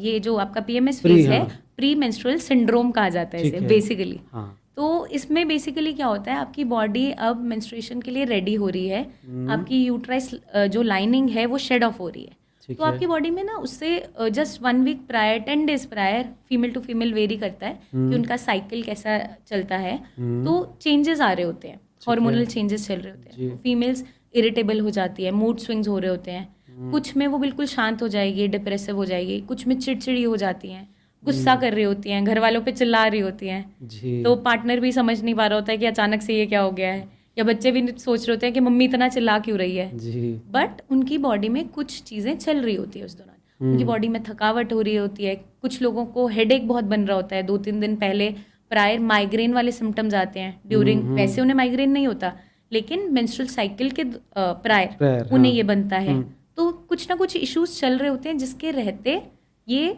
रिएक्शन सामने से मिल रहा होता है, ओके। उन्हें शोर अच्छा नहीं लगता, या कोई चीख रहा है या चिल्ला रहा है या कोई उनसे बात भी कर रहा है, तो उस दौरान मैं यही गाइड करूंगी उनके पार्टनर्स को या उनके फैमिली मेंबर्स को कि थोड़ा सा काम डाउन उन्हें करें, जैसा वो कह रही हैं उनकी बात उस दौरान सुन ले, मान ली जाए, तो वो आप अपोज नहीं करोगे उन्हें तो वो शांत रहेंगे कुछ हद तक, क्योंकि बॉडी बहुत कुछ अंदर चेंजेस चल रहे होते हैं जिसके कारण से वो ऐसे रिएक्ट कर रहे होते हैं, उनकी नेचर वैसी नहीं होती, हाँ। पर हार्मोनल हार्मोनल changes इश्यूज के और कारण हो रहा सर्जेस होता की वजह से उनकी बॉडी पे वो इम्पैक्ट आ रहा होता है, जी। तो उस दौरान चंडी चढ़ जाती है उन्हें तो उससे बचने के लिए उपाय यही है कि सामने वाला थोड़ा शांत रहे, उन्हें समझे, उनसे बात करे कि एक्चुअल में क्या हो रहा है, क्योंकि उन्हें खुद ही समझ नहीं आ रहा होता है कि क्या हो रहा है, क्योंकि बॉडी वहाँ पे दर्द कर रही है, न्यूट्रिशन की कमी हो रही है, हाइड्रेशन अच्छा नहीं है क्योंकि खाना खाने का मन नहीं कर रहा है, और वहाँ पे इश्यूज चल रहे होते हैं, तो दैट्स वाई। अच्छा, पीरियड्स के दौरान कौन से ऐसे साइंस हैं जिनको गर्ल्स को इग्नोर बिल्कुल नहीं करना चाहिए? ड्यूरिंग पीरियड्स, अगर हम ड्यूरिंग पीरियड्स की बात करें, मतलब एक बार मेंस्ट्रुअल साइकिल आ गई है, जी। फर्स्ट डे आपका है, स्टार्ट हो गई है, अगर आपकी कॉन्टिन्यूस जो साइकिल है, चाहे एवरी मंथ जो आ रही है, टाइम टू टाइम आ रही है, बट उसमें आपको फ्लो अच्छा नहीं आ रहा, और ये ऐसा लंबे समय से बन रहा है, एक आधी साइकिल में नहीं हो रहा, आपने नोटिस किया कि 6-7 महीने से रेगुलर ऐसा चल रहा है, तो इसको इग्नोर नहीं करना है, क्योंकि हार्मोनल इश्यूज की वजह से या फिर आपके बॉडी में अगर खून की कमी है उस कारण से भी फ्लूइड जो आपके पीरियड्स आ रहे होते हैं वो कम आ रहे होते हैं, स्पॉटिंग हो रहा होता है और ब्लड फ्लो उतना अच्छा नहीं होता है, तो इसे इग्नोर नहीं करना है, आपने डॉक्टर से मिलना है, कुछ टेस्ट की रिक्वायरमेंट है तो आप उनसे पूछिए और उस चीज़ को सॉल्व कीजिए। कभी कभार ड्यूरिंग पीरियड्स क्या हो रहा होता है कि हेवी ब्लड फ्लो बहुत हो रहा है, आपके पीरियड 7 दिन के थे, अब वो 15 दिन हो गए, 15 दिन तक आ रहे हैं और क्लॉट्स आ रहे हैं, तो वो भी रिस्की है, उसको इग्नोर नहीं करना। और ये भी हमें ध्यान देना होता है कि अगर हर साइकिल में ऐसा हो रहा है, वंस इन अ वाइल कभी ऐसा हो गया, ठीक है आप मिल सकते हो डॉक्टर से एक गाइडेंस के लिए, ऐसा नहीं है, बट अगर लगातार ये 2-3 बार से हो रहा है तो इग्नोर बिल्कुल नहीं करना। या पेन सिवियर है जो आप सहन नहीं कर पा रहे हो, आप चक्कर खा के गिर जा रहे हो, इतना पेन की सिवियरिटी है, तो इसे भी इग्नोर नहीं करना। हल्का फुल्का पेन होता है, किसी को थोड़ा ज़्यादा भी होता है, लेकिन अगर इतना सिवियर है कि कहीं ब्लैकआउट हो जा रहा है, आप गिर जा रहे हो, तो इग्नोरेंस नहीं दिखानी है, क्योंकि सीरियस अंडरलाइंग इश्यूज बन रहे होते हैं। कई बार ड्यूरिंग पीरियड्स अपेंडिसाइटिस बन जाता है, क्योंकि अंदर इन्फ्लेमेशन चल रहा है, दर्द हो रहा है, क्रैम्प्स हो रहे हैं, वो बाकी ऑर्गन्स पे भी प्रेशर डाल रहा है, तो पीरियड्स के दौरान कई बार अपेंडिसाइटिस बन जाता है, जो पेनफुल कंडीशन बन रही होती है, मतलब एक्यूट एब्डोमेन में लैंड अप कर देती है, और उसको हम इग्नोर नहीं कर सकते। तो ये चीज़ें हमें ध्यान में देनी है, अदरवाइज अगर सब कुछ ठीक चल रहा है, रेगुलर ऑन टाइम आ रहे हैं, तो कोई इशू नहीं। अगर बात करें मेंस्ट्रुअल हाइजीन प्रोडक्ट्स की, लाइक पैड्स हो गए, कप्स हो गए, बाकी सारी, इनके सिलेक्शन भी कहीं ना कहीं अफेक्ट करता है चीज़ों को? देखो एज सच सिलेक्शन इफेक्ट नहीं करता, बट इम्पॉर्टेंट ये होता है कि हम हाइजीन को मेंटेन करें। ठीक है। अगर आप पैड्स यूज़ कर रहे हो तो टाइमली उनको चेंज करना इंपॉर्टेंट है। ऐसा नहीं है कि आपने 8-9 घंटे एक ही पैड यूज़ कर रहे हो और चेंज नहीं किया, तो इन्फेक्शंस होने के चांसेस होते हैं, जो आपकी बॉडी में अंदर यूट्रस तक भी ट्रैवल कर जाते हैं अगर वहाँ हाइजीन नहीं मेंटेन किया। कुछ लोग ये बोलते हैं ड्यूरिंग पीरियड्स हम नहा नहीं रहे, तो उस चीज़ को भी अवॉइड करना है आपको। हाइजीन अच्छे से मेंटेन करना ज़रूरी है उस दौरान। अगर आप मेंस्ट्रुअल कप्स भी यूज़ कर रहे हो तो उसको अच्छे से स्टेरलाइज करना और उसको इस्तेमाल करना ज़रूरी है। टेम्पॉन्स यूज़ कर रहे हो तो टाइमली चेंज करना है। तो ये इम्पॉर्टेंट है कि हम हाइजीन को इस तरीके से मेंटेन करें कि सफाई जितनी हम रख सकें उस दौरान उसे रखें, ताकि आपको और कोई बीमारी साथ में ना स्टार्ट हो जाए। तो हाइजीन बहुत इंपॉर्टेंट है उस दौरान। और पब्लिक टॉयलेट्स का अगर आप इस्तेमाल कर रहे हो ड्यूरिंग पीरियड्स तो आपको खास ध्यान रखना है, क्योंकि सब ज़्यादा इन्फेक्शन होने के चांसेस बढ़ जाते हैं उस दौरान। तो वो थोड़ा सा आपको ध्यान रखना होगा। अब हम बात करने जा रहे हैं वर्किंग वुमेन के बारे में, क्योंकि आजकल जो लाइफस्टाइल है बड़ी ड्रास्टिकल चेंज हुए पिछले 10-12 सालों में, और इसके चलते भी शायद फर्टिलिटी के इश्यूज लगातार बढ़े। क्या देखते हैं आप, ये कॉर्पोरेट कल्चर और लगातार काम करने ने फर्टिलिटी को अफेक्ट किया है महिलाओं की? फीमेल्स में अगर फर्टिलिटी इश्यूज की बात करें हम जी, तो अगर वर्किंग फीमेल्स हैं और स्ट्रेस फैक्टर, जैसे मैंने पहले भी आपको डिस्कस किया, क्योंकि स्ट्रेस बढ़ गया है तो उस कारण से भी इश्यूज देखने को मिलते हैं। ठीक है। या अब जैसे डेस्क जॉब की हम बात कर रहे थे कि सेडेंटरी लाइफस्टाइल है, तो हर किसी का सेडेंटरी लाइफस्टाइल है, चाहे मेल है चाहे फीमेल है, क्योंकि जो आपका वर्क प्रोफाइल है वो इस तरीके से ही हो गया है कि आप सेडेंटरी लाइफस्टाइल के अंदर फॉल करते हैं। तो अगर ये कॉन्टिन्यूस बना रहता है, हम एक्सरसाइज पे ध्यान नहीं देते, फिटनेस पे ध्यान नहीं देते, तो डेफिनेटली फीमेल्स में हार्मोनल इश्यूज ज़्यादा बढ़ जाते हैं, या फिर उनकी साइकिल्स इरेगुलर होने लग जाती है स्ट्रेस के कारण से, या नींद पूरी नहीं हो रही है क्योंकि नाइट शिफ्ट्स भी होती हैं। तो आपकी बॉडी का जो मेटाबॉलिज्म है वो उस तरीके से नहीं बना है कि वो नाइट शिफ्ट्स को फॉलो कर सके। बट अब कुछ लोगों का काम ही इस तरीके से है कि नाइट शिफ्ट्स ही होती है। कॉल सेंटर्स हो गए या फिर अदर उनके जो कोई बहुत सारी चीज़ें हैं जिसमें नाइट शिफ्ट्स रहती हैं। तो ठीक है, उसको आप कर सकते हैं, लेकिन अपनी हेल्थ को प्रायोरिटी देते हुए। अगर आपको लग रहा है आप उस चीज़ को नहीं फॉलो कर पा रहे हैं, इट्स टाइम टू स्विच।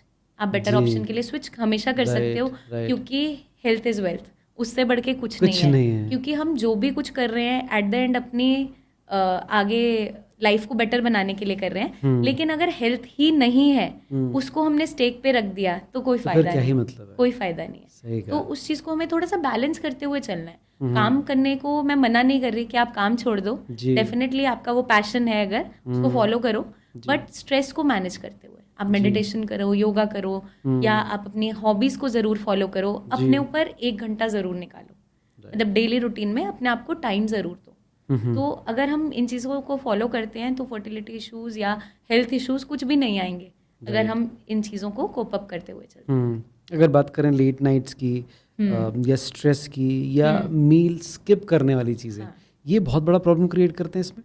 ये देखो ओवरऑल हेल्थ को हैम्पर करते हैं, और फर्टिलिटी तो एक पार्ट है उसका, हेल्थ बॉडी का या आपके प्रोसेस का या आपकी टोटल लाइफ की जर्नी का। बट अगर आपकी हेल्थ ही इफेक्टेड है तो डेफिनेटली फर्टिलिटी इश्यूज तो बनेंगे ही बनेंगे। ठीक बात आप है। खुद ही हेल्दी नहीं हो तो आगे एक हेल्दी बेबी को बर्थ कैसे दोगे? अगर हम फीमेल्स की ही बात करें, अगर उनका यूट्रस हेल्दी नहीं है या फिर उनकी मेंस्ट्रुअल साइकिल ही रेगुलर नहीं है, स्ट्रेस लेवल बहुत ज्यादा है, खुद की बॉडी में इतने इश्यूज है, ओबेसिटी है, हार्मोनल इश्यूज है या डायबिटीज है, तो उस कंडीशन में डेफिनेटली आपकी जो प्रेगनेंसी भी अगर होती है, क्योंकि कंसीव कर जाती है फीमेल्स, ऐसा नहीं है कि कंसीव नहीं करती नेचुरली, बट या तो वो कई बार मिसकैरेज हो जाते हैं, या जब डिलीवरी होती है उस दौरान कॉम्प्लिकेशंस बहुत होती है, प्री एक्लेम्पशिया की कंडीशन बन जाती है, मतलब बीपी शूट अप कर जाता है, कॉम्प्लिकेशन बढ़ जाती है। तो अगर हम चाहते हैं कि आपकी जो प्रेगनेंसी की जर्नी है वो स्मूथ रहे, तो पहले से ही अपनी फिटनेस पे, मेंटल हेल्थ पे काम करना बहुत इंपॉर्टेंट हो जाता है। एक स्ट्रेट क्वेश्चन पूछता हूँ, क्या 30 साल की एज के बाद कंसीव करना बहुत मुश्किल काम होता है, या जैसे हम लोग पहले ही बात कर रहे थे कि कई बार ये थोड़ा सा ऊपर नीचे भी होती चीज़ें, तो क्या किस तरह से देखते हैं आप इसको?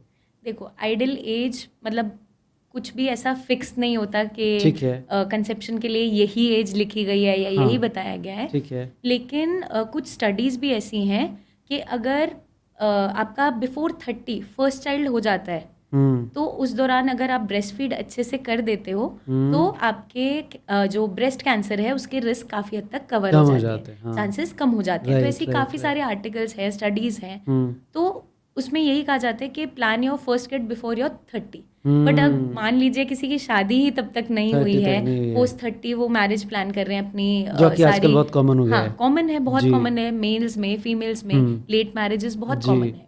तो अगर आपकी लाइफस्टाइल हेल्दी है, जैसे मैंने आपको बताया फिटनेस ठीक है, तो जो कॉम्प्लिकेशंस है वो कम आती हैं। ऐसा नहीं है कि कॉम्प्लिकेशंस आएंगी ही आएंगी। तो अगर हमें पता है कि हम मैरिज का प्लान लेटर एजेस में ही कर रहे हैं और हमारी पढ़ाई ऐसी है या हमारा करियर ऐसा है, तो पहले से ही कुछ चीज़ें हम स्टार्ट कर सकते हैं। ध्यान रखना, जैसे अपनी सप्लीमेंटेशन पे आप फोकस कर सकते हो, कुछ आयुर्वेदिक हर्ब्स है अपनी डेली रूटीन में आप ऐड ऑन कर सकते हो। जी। It's not only about fertility, वो आपकी ओवरऑल हेल्थ को अच्छा रखेगी। ओवरऑल हेल्थ अच्छी रहेगी तो फर्टिलिटी इश्यूज डेफिनेटली नहीं आएंगे। आपके हार्मोन्स इन चेक रहेंगे, स्ट्रेस लेवल कम रहेगा। तो जैसे अश्वगंधा है, शतावरी है, पुत्र जीवक है, कौंच है, ये बहुत सी हर्ब्स है जो हम डेली बेसिस पे वैसे भी कंज्यूम कर सकते हैं। Not only to plan the kid, अपनी बॉडी को अच्छा रखने के लिए भी। जैसे शिलाजीत है, it is for male and female both. हाँ, it can be used in male and female both. Okay. हम ऐसा सोचते हैं या पढ़ते भी हैं कि shatavari is only for females, हाँ, ऐसे मिथ्स हैं, या shilajit is only for males. ऐसा नहीं है। जैसे हम आंवला है, कोई भी खाता है उसको बेनिफिट्स ही मिलते हैं ना। तो ये मल्टी मिनरल्स हैं जो आपके आयुर्वेदिक हर्ब्स में है। जैसे शिलाजीत हो गया, वो मिनरल एनरिच्ड है।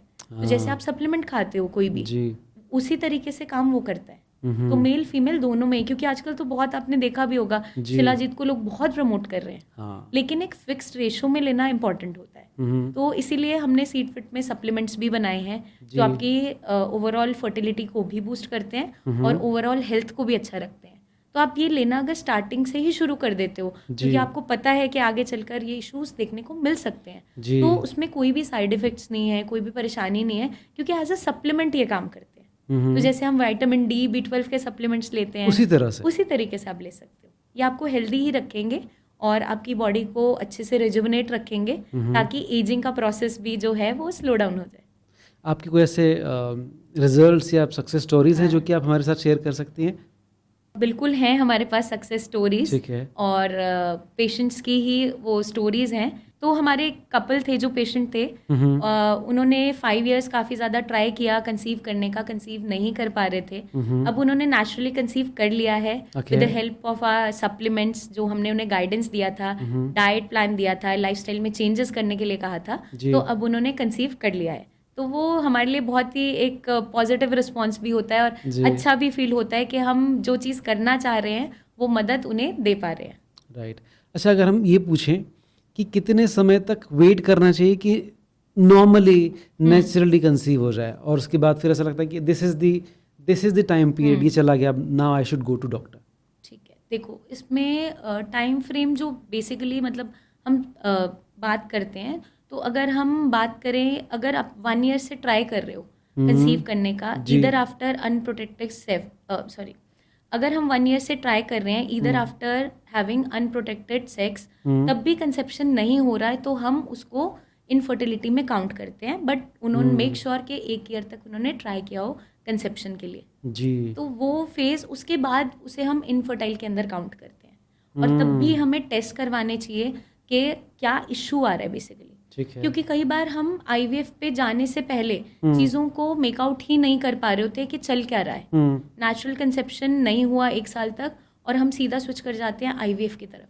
हम बहुत से रास्ते क्रॉस करते हुए सीधा जंप लेते हैं IVF क्योंकि आजकल बहुत कॉमन हो गया है। सबको लगता है इजी है, कंसीव हो जाएगा, एक ही बार में हो जाएगा, बट ऐसा नहीं होता क्योंकि उसके भी फेलियर रेट्स हैं। तो ऐसा नहीं है कि वो सक्सेसफुल एक ही बार में होगा, क्योंकि मैंने बहुत से पेशेंट्स देखे हैं जो हमारे पास विजिट करते हैं, बताते हैं मैम हमने मल्टीपल IVF साइकिल्स ले लिया लेकिन कंसेप्शन नहीं हो रहा, और फीमेल की हेल्थ बहुत डिटेरियोरेट कर जाती है, इमोशनल ट्रॉमा बहुत होता है, फिजिकल ट्रॉमा बहुत है, क्योंकि हार्मोनल साइकिल्स चलती हैं फीमेल के लिए, और मूड स्विंग्स बहुत हैं, कई सारी चीज़ें फेस करनी पड़ती है, प्लस फाइनेंशियल ड्रेन तो है ही हर साइकिल में। तो ऐसा नहीं है कि एक फेल हो गई तो नेक्स्ट फ्री में होने वाली है, तो आपको पे करना ही पड़ता है। तो अगर हम चाहते हैं कि ये सारी कॉम्प्लिकेशन से हम बचते चले जाएं, तो इनिशियली जब आपको लगता है 1 साल हो चुका है, आपने ट्राई कर लिया बट कंसीव नहीं हो रहा नेचुरली, तो आपको टेस्ट रन करने बहुत इंपॉर्टेंट हो जाते हैं, मेल और फीमेल दोनों को ही।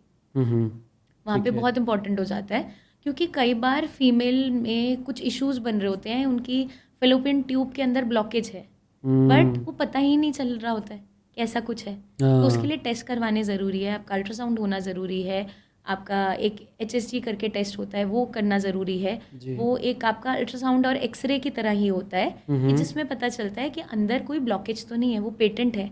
वो एरिया पेटेंट होना इम्पॉर्टेंट है जहाँ पे फर्टिलाइजेशन होने वाली है, जहाँ पे आपका एग और स्पर्म मीट करेगा और फर्टिलाइज होगा। तो अगर वो एरिया ही बंद है, तो चाहे आपका साइकिल रेगुलर हो, चाहे स्पर्म काउंट अच्छा हो, मोटिलिटी अच्छी हो, कंसेप्शन होगा ही नहीं। हाँ, तो वो बहुत इंपॉर्टेंट हो जाता है। वैसे ही सिमिलरली मेल्स के लिए इंपॉर्टेंट है, उनका सीमन एनालिसिस होना बहुत इंपॉर्टेंट है कि स्पर्म काउंट ठीक है। सिर्फ स्पर्म काउंट ठीक होने से भी काम नहीं बनता, मोटिलिटी अच्छा होना ज़रूरी है, उसकी मोफोलॉजी ठीक होनी ज़रूरी है, मतलब जो स्पर्म है वो अच्छे से फर्टिलाइज करने की कैपेबिलिटी रखता है। हाँ। तो ये ज़रूरी है, एक हेल्दी स्पर्म होना ज़रूरी है, क्योंकि तब जाके ही आपका जो कंसेप्शन है वो होगा और आगे प्रेगनेंसी आपका टिल जो वो 10 मंथ्स का फेज हम मानते हैं, 40 वीक्स का फेज मानते हैं, वो सही निकलेगा। कोई मिसकैरेज नहीं होगा, कोई चांसेस नहीं है कि एनॉमली होगी, क्रोमोसोमल डिफेक्ट होगा, तो वो चांसेस हम केटर कर देते हैं वहीं पे। राइट। IVF पर जाने के पहले क्या कोई ऐसे मेडिकेशंस हो सकते हैं कि हम उसको ट्राई कर लें तो पॉसिबिलिटी बढ़ जाती है कि नेचुरली आप कंसीव कर लें? ऐसा कोई मेडिकेशन है? होता है, मेडिकेशन है, लाइफस्टाइल है, कई हर्ब्स हैं, आपका सप्लीमेंटेशन है जो वो कर जाता है, जैसे मैक्सिमम केसेस में कर जाता है। बट हम क्योंकि सीधा भागते हैं IVF की तरफ, तो हम उस चेन को ही स्किप कर जाते हैं। हम वो ब्रेक करते हुए जाते हैं। अदरवाइज हमें वो चेन को फॉलो करते हुए जाना चाहिए। ठीक है। IVF एक खराब चीज़ नहीं है, मैं बिल्कुल कहूँगी, लेकिन उसको आपको समझना है कि आपके लिए ज़रूरत है या नहीं। अब वो इस तरीके से बन गया है कि हर किसी को बस IVF पे जाना है, बच्चा नहीं हो रहा, ट्राई किया, कुछ लोग तो 6 मंथ्स मुश्किल से ट्राई करते हैं, नहीं हो पा रहा, हम IVF डॉक्टर से मिलेंगे, हम आगे ट्रीटमेंट फॉलो करेंगे। वो ये नहीं समझते कि प्रॉब्लम कहाँ आ रही है। तो इसलिए डायग्नोसिस होना इंपॉर्टेंट है कि मेल फीमेल पार्टनर में कुछ दिक्कत तो नहीं है, कोई सीरियस इश्यूज तो नहीं है जिसकी वजह से कंसीव नहीं हो रहा, या आपके कोई ऐसे इश्यूज तो नहीं आ रहे, चाहे कोई साइकोलॉजिकल इशू हो, स्ट्रेस फैक्टर है, कोई इश्यूज है जिसके कारण से आप कंसीव नहीं कर पा रहे हो, या कंसेप्शन हो रहा है और फिर मिसकैरेज हो जा रहा है। तो हमें उस चेन को फॉलो करना चाहिए आइडियली। मेरे पास पेशेंट्स आते हैं IVF करवाने के बाद, अब मैम हमें नेचुरली कंसीव करने में मदद करो। तो वो एक चेन का जो साइकिल, जो एक समय था, वो निकल गया आपका। समय निकल जाता है, बट ऐसा नहीं है कि वहाँ भी चांसेस नहीं होते वहाँ, लेकिन मेहनत ज़्यादा लगती है, बॉडी को रेडी करना पड़ता है दोबारा से, क्योंकि वो जो साइड इफ़ेक्ट्स आए हैं आफ्टर IVF उसे मुझे पूरा ठीक से ठीक करना है। तो उनकी लाइफस्टाइल, डाइट में चेंजेस, उन्हें पूरा नरिशमेंट देना पड़ता है, न्यूट्रिशन देना पड़ता है, सप्लीमेंटेशन करना पड़ता है, तब मैं जाके उन्हें नेचुरल प्रोसेस के लिए रेडी करती हूँ। तो मेरा काम लंबा हो जाता है। अगर वो चेन ब्रेक करे बिना आते हैं तो मेरा काम थोड़ा शॉर्ट हो जाता है, और उनके लिए भी थोड़ा बेनिफिशियल ईजी हो जाता है। तो ये समझना ज़रूरी है कि कहाँ पे IVF की नीड है, कहाँ पे नहीं है, और हमें इस चीज़ को फॉलो करते हुए, सप्लीमेंट्स का सपोर्ट लेते हुए, आयुर्वेदिक हर्ब्स जैसे मैंने आपको बताया, पुत्रजीवक है, शतावरी है, अश्वगंधा है, शिलाजीत है, जो हेल्पफुल होते हैं आपके कंसेप्शन के लिए, आपकी फर्टिलिटी को बूस्ट करते हैं, ओवरऑल वाइटैलिटी को सपोर्ट करते हैं। तो उसके लिए आप वो पहले से भी ले सकते हो, और ड्यूरिंग द आप अगर ट्राई कर रहे हो और नहीं हो रहा है कंसीव, तब भी आप स्टार्ट कर सकते हो, अंडर द गाइडेंस आप शुरू कर सकते हो। तो अगर पहले तो एक टाइम था जब हर चीज़ के लिए महिलाओं को ही दोषी ठहराया जाता था, फिर बाद में मेडिकल के चलते ये सारी चीज़ सामने आई, तो एक मेल का रोल क्या होता है? अगर कंसेप्शन डिले हो रहे हैं तो क्या प्रॉब्लम्स हो सकती हैं मेल की पार्ट पे अगर देखें? देखो, मेल और फीमेल पार्टनर दोनों ही रिस्पॉन्सिबल है एक हेल्दी कंसेप्शन के लिए। ये सबसे पहले समझना ज़रूरी है। अपने आप को इक्वल ट्रीट करना बहुत इंपॉर्टेंट है, दोनों को एक इक्वालिटी पे स्टैंड करना पड़ता है कि दोनों का ही हेल्दी रहना इंपॉर्टेंट है एक हेल्दी कंसेप्शन के लिए। अब मेल्स में इशू आता है कि सोशल टैबू की वजह से, सोशल प्रेशर की वजह से, पीयर प्रेशर की वजह से वो इस बीमारी के या इस परेशानी के बारे में डिस्कस ही नहीं करते। उनके पास डिस्कस करने के लिए कोई नहीं होता। कभी कभार हमारे पास ऐसे भी कपल्स आते हैं जहाँ पे उसने अपनी पार्टनर को इस बीमारी के या इस परेशानी के बारे में नहीं बताया होता।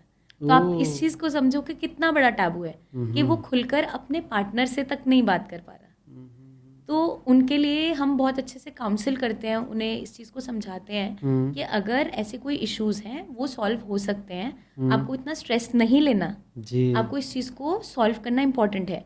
इसीलिए मैं बोलती हूँ कि इक्वल स्टैंड होना बहुत इंपॉर्टेंट है। तो अगर कोई भी परेशानी आ रही है, अपने डॉक्टर से मिलकर डिस्कस करो। आप अपने फैमिली मेम्बर से अगर नहीं डिस्कस कर पा रहे हो, एटलीस्ट अपने पार्टनर से डिस्कस करो, क्योंकि उनके लिए जानना समझना बहुत ज़रूरी है। कई बार फीमेल अपने आप को दोषी ठहरा रही होती है कि कंसीव नहीं हो पा रहा, मुझ में दिक्कत है या हो नहीं रहा, बट उसे नहीं पता कि सामने से मेल पार्टनर में ही कोई ना कोई कमी है।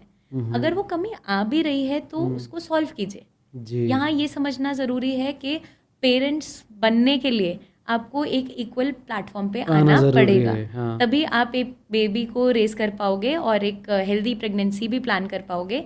आगे आपको उसे पालना है तो भी साथ मिलकर पाल पाओगे। जी तो वो समझना ज़रूरी है। कोई भी इश्यूज अगर आ रहे हैं, स्पर्म काउंट में आ रहे हैं, स्पर्म काउंट लो हो गया है, कई बार मॉर्फोलॉजी में इश्यूज आ रहे होते हैं, स्पर्म उतना अच्छा नहीं बन पा रहा है, कोई ना कोई कॉम्प्लिकेशन आ रही है, स्पर्म की मोटिलिटी में इश्यूज आ रहे हैं, तो कंसेप्शन नहीं हो पा रहा होता है, जी या आपके मेल बॉडी में ही कोई ना कोई डेफिशिएंसीज बन रही है, जिसके कारण से आपका स्पर्म काउंट तो ठीक है, लेकिन वो इतनी कैपेबिलिटी नहीं रख पा रहा कि वो एक एग को फ्यूज करके एक बेबी आगे कंसीव कर पाए। जी तो वहाँ पे ये चीज़ को समझना ज़रूरी है, अपने न्यूट्रिशन पे भी काम करना है।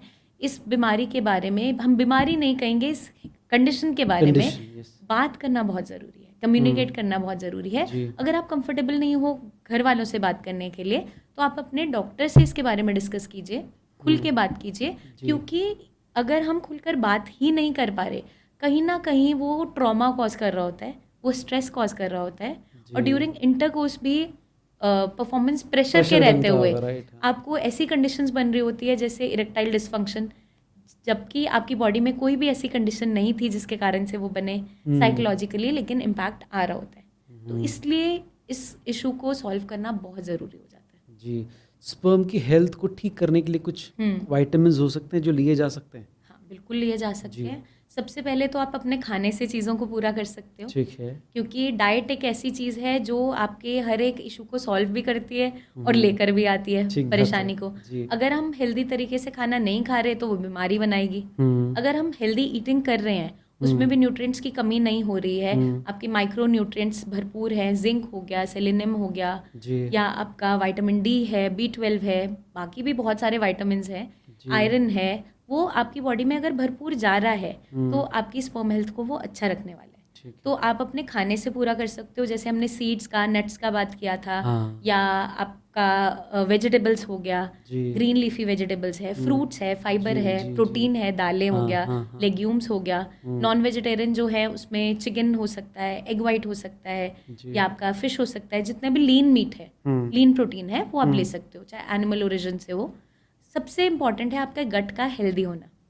आप ये सारी चीजें खा भी रहे हो लेकिन एब्जॉर्प्शन अच्छा नहीं हो रहा, तो वो टोटली जीरो और वेस्ट। जी, आपने खाया सब कुछ, अच्छा खाना खाया, लेकिन एब्जॉर्प्शन अच्छा नहीं हो रहा, लिवर अच्छे से फंक्शन नहीं कर रहा। क्यों नहीं कर रहा? क्योंकि हम एडिक्शन को फॉलो कर रहे हैं, या हम ओवरवेट हैं, या हम मोबिलिटी नहीं रख रहे उतनी, तो लिवर के एंजाइम्स उतने अच्छे प्रोड्यूस नहीं हो रहे, ठीक है, और एब्जॉर्प्शन हो ही नहीं रहा जो आप खाना खा रहे हो।